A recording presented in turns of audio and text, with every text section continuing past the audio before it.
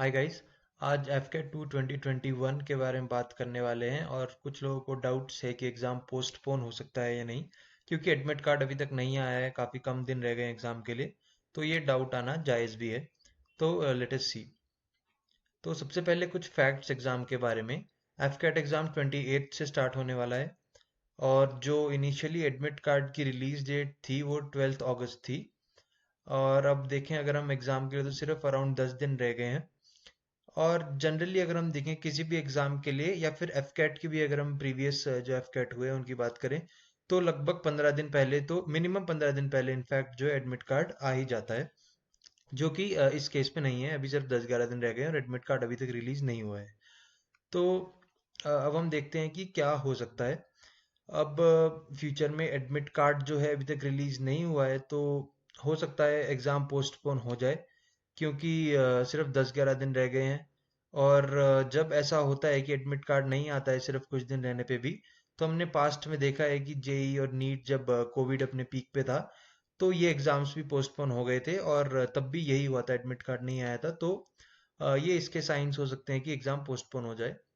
और अगर ये पोस्टपोन होता है, तो हम एक्सपेक्ट करते हैं कि 2 से 6 वीक्स तक ये जो है पोस्टपोन हो सकता है। यानी कि अराउंड सितंबर में, ये सितंबर के मिड से एंड के बीच में एग्जाम हो सकता है अगर पोस्टपोन होता है। और अगर अगले 1-2 दिन तक भी एडमिट कार्ड नहीं आता है, तो ज़्यादा चांसेस है, लाइकली है कि एग्ज़ाम क्या पता पोस्टपोन हो जाए। क्योंकि ऐसा है कि अगर एडमिट कार्ड एग्ज़ाम से जस्ट पहले दें, तो फिर जो कैंडिडेट्स हैं उनको अरेंज करने में प्रॉब्लम होती है, ट्रैवल करना और जो वहाँ पे रहना सेंटर के पास।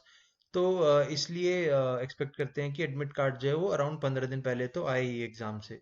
तो इस रीज़न की वजह से हो सकता है एफ कैट पोस्टपोन हो जाए। तो हम देखते हैं हमें क्या करना चाहिए।